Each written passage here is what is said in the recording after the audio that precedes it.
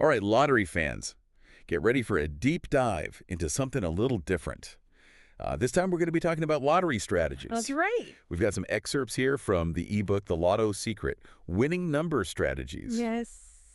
And it is packed with some really fascinating ideas. It really is. We're not promising any guaranteed wins here, No. but if you're like me and love that what-if thrill of the lottery, Mm-hmm.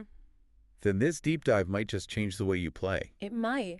So what's really cool about this book is that it doesn't just focus on picking lucky numbers, Right. It kind of delves into how we approach the game as a whole. Yeah. You know, Exactly. From selecting those numbers to choosing the right games, Mm-hmm. and even the social dynamics of playing. Yeah. So let's jump right into it. Okay. I think we've all been there, staring at that lottery ticket wondering, how do I pick the winning numbers? Yeah. Well, this book has 3 key strategies. It does. And the first one tackles that very question, selecting your numbers strategically.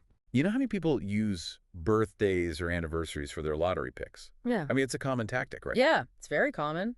But it actually limits your potential winnings. It does. I always thought those dates felt lucky. They might feel lucky, but think about it. If you're choosing numbers based on personal dates, Yeah. chances are a lot of other people are too. Oh, yeah. That means even if you win, you're likely splitting the pot with a whole crowd. Well, that makes sense. Yeah. So how do we avoid this number overlap trap? The book introduces a concept called the 70% win formula. Okay. Now, before you get too excited, Okay. it's not a magic bullet, Okay. but it's a way to increase your chances of winning a larger share of the prize if your numbers do hit. All right. I'm intrigued. Break it down for us. What's this 70% win formula all about? Essentially, it's about analyzing the sum of your chosen numbers. Okay. Imagine a bell curve. Yeah. Most winning number combinations will have a sum that falls in the middle of that curve. Mm-hmm. That's your 70% zone. So instead of focusing on individual lucky numbers, we're looking at the total value of the numbers we pick. Exactly. Let's say you're playing your state's lotto, a 649 game. Okay. The lowest possible sum you could get would be adding the first 6 numbers, 1 plus 2 plus 3 plus 4 plus 5 plus 6, which equals 21. Okay. The highest possible sum would be adding the last 6 numbers, 44 plus 45 plus 46 plus 47 plus 48 plus 49. Okay. I see where you're going with this. Yeah, Those extreme sums at either end of the spectrum are less likely to occur. precisely. The sweet spot for a 649 lottery, according to the 70% win formula, is a sum that falls somewhere between a 129 and a 195. So when I'm picking my numbers, I should add them up and make sure the total falls within that range. Exactly. It adds a layer of strategic thinking to your number selection. Right. And this is just one tactic. Okay. The book also talks about avoiding patterns like consecutive numbers or all even numbers. Because the lottery is truly random, right? Right. So those patterns are just as likely to come up as any other combination. Exactly. But here's where it gets really interesting. Okay. The book also suggests analyzing historical data to inform your number choices. Wait, are you saying there's a pattern to the randomness? Yeah. I'm skeptical, but tell me more. Well, it's not about predicting specific numbers. It's Oh. more about understanding trends. Okay. Some people look for hot numbers. Oh, yeah. Those that have been drawn frequently in recent draws, Right. figuring they're on a streak. Right. Others go for cold numbers, those that haven't been drawn in a while, Yeah. thinking they're due. So it's like betting on a horse race, looking at past performance to see which horses are in form. It's a similar concept, but remember each lottery draw is independent. Right. Past results don't guarantee future outcomes. So it's more about adding a layer of informed decision-making on top of the inherent randomness of the lottery. Exactly. You're not trying to outsmart the system, Right. but you are adding a little strategy to the mix. Okay, this is making me want to grab my state's lottery results and start crunching numbers. But hold on. Before we get too deep into the data, Okay. What about those of us who prefer to keep things simple? What does the book say about using quick picks? It acknowledges that quick picks have their place. You get a set of completely random numbers generated by the machine, Right. which can be a good option if you don't want to spend time analyzing data or strategizing. So it's convenience over control. Yeah. You're letting the machine do the thinking, Mm-hmm. but you're also relying entirely on its randomness. Exactly. The key is to choose the method that aligns with your personal playing style and comfort level. Okay, so we've tackled number selection, the 70% win formula, analyzing historical data, and even quick picks. Right. But there's more to the lottery puzzle, Mm-hmm. right? Once we've got our numbers, how do we actually play them strategically? That's where we get into the art of purchasing bets strategically. Okay. And trust me, this part is full of Oh, I surprises. bet it is. All right, so we've got our carefully chosen numbers, all ready to go. Right. But now the big question is, how do we actually, uh, play them All strategically? right. I mean, is there really a best way to buy lottery tickets? That's where the book's second strategy comes in, purchasing bets strategically. Okay. And one of the most, I think, intriguing concepts it introduces is this idea of increasing your bets to boost your odds. Hold on a minute. Are you saying that playing more often is actually a better strategy? Well, That seems kind of counterintuitive. it's not about playing recklessly. Right. The book is very clear about, responsible play and sticking to a budget. Of course, yeah. But it does suggest that, strategically increasing your bets can improve your chances.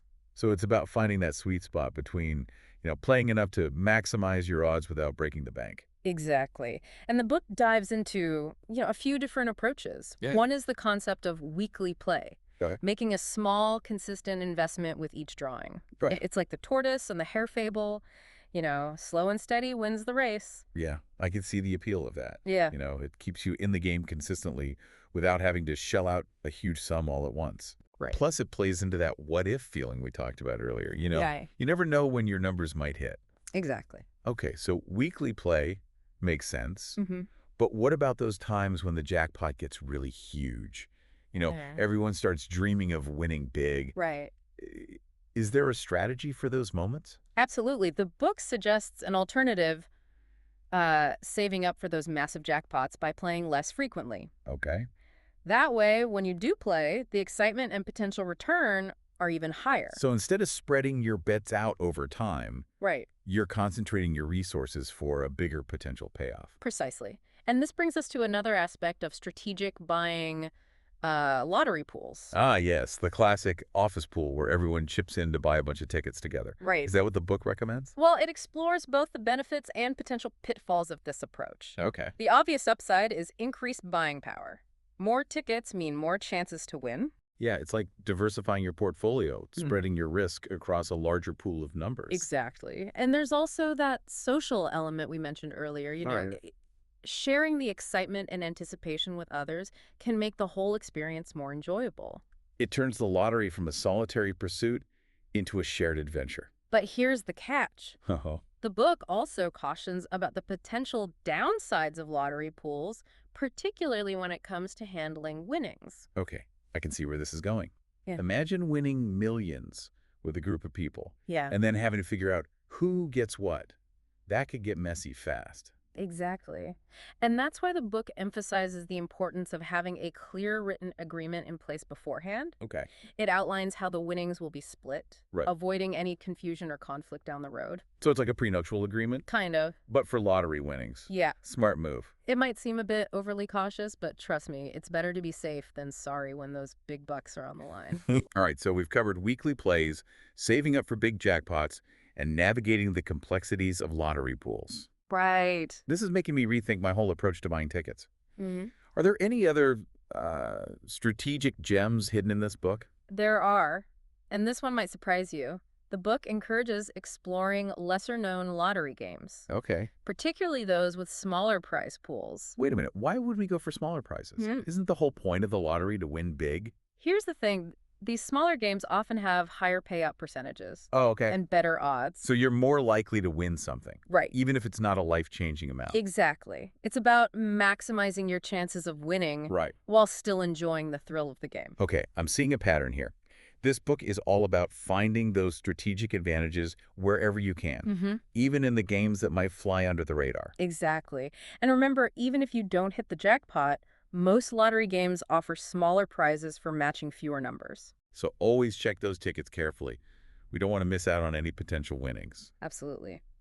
Now, there's one more piece of this strategic puzzle that we haven't touched on yet, Okay. and it's all about choosing the right games to play. Choosing the right games to play, huh? Okay, I'm all ears. I usually just stick to the big ones like Powerball and Mega Millions. Yeah, right. What other options are out there? Well, there's a whole world of lottery games beyond those big names, and the book encourages us to explore them. It's like those hidden gems you discover when you venture off the beaten path. So we're talking about those less hyped, lotteries. Yeah. The ones that might not have those astronomical jackpots, but Yeah. could offer some, strategic advantages. Exactly. Remember our conversation about smaller prize pools? Right.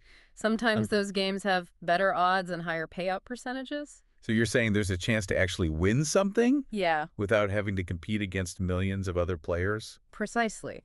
And here's another intriguing aspect of those lesser known games. Many of them have more frequent draws, sometimes even multiple times a day. Oh, wow. Yeah.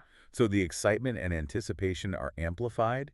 They're Yeah. not waiting an entire week for the next drawing? Exactly. Right. And while the payouts might not be life-changing, those smaller wins can still add up, and who knows, maybe you'll hit a lucky streak and win multiple times. Yeah, like getting multiple bites at the apple instead of just one shot at that big prize. Now, one game that the book specifically mentions is Keno. Oh, yeah? Okay. It's a fast-paced lottery-style game with frequent draws and potentially higher payout percentages. I've seen keno boards at some restaurants and bars. It's always seemed a bit mysterious. What's the strategy there? Well, with Keno, you choose a set of numbers typically between 1 and 80, Okay. and then the game randomly draws 20 numbers. Okay. If your numbers match those drawn, you win. The more numbers you match, the higher the payout. So it's like a faster paced version of a traditional lottery Right. with more chances to win. Exactly. And because the prize pools are generally smaller, the odds of winning something can be significantly better. Okay, so we've got this whole world of alternative lottery games to explore from daily draws to keno. Yeah. But let's not forget about the basics, no matter what game you're playing. It's crucial to check those tickets carefully. Absolutely. You never know when you might have a few matching numbers that could win you a smaller prize. Those little wins can add up and keep the fun going. And speaking of winning the book, reminds us to claim those winnings promptly, whether it's a small prize or a life-changing jackpot. Right. Don't let that winning ticket get lost in the shuffle. There are deadlines for claiming prizes, so make sure you follow the instructions on your ticket. Of course, no matter how much we strategize and analyze those numbers, it all comes down to luck in the end. Absolutely. The lottery is a game of chance, and there's no foolproof way to guarantee a win. But what this deep dive has shown us is that there's a lot more to playing the lottery than just picking random numbers. It really is. The Lotto Secret has given us a whole new perspective on how to approach the game, from choosing numbers strategically to purchasing tickets wisely and exploring alternative games. I think so. It's about maximizing the fun and excitement while still playing responsibly, and who knows, maybe with a little luck and some smart strategies, we'll be celebrating a win soon. Maybe so. Well, that about wraps up our deep dive into lottery strategies. It does. I don't know about you, but I'm feeling inspired to try out some of these tactics. Me too. So to all our listeners out there, remember, it's not just about the destination, it's about enjoying the journey. That's right. So next time you buy that lottery ticket, go in with a little more knowledge, a little more strategy, and a whole lot of hope. Good luck, everybody. And until next time, may the odds be ever in your favor.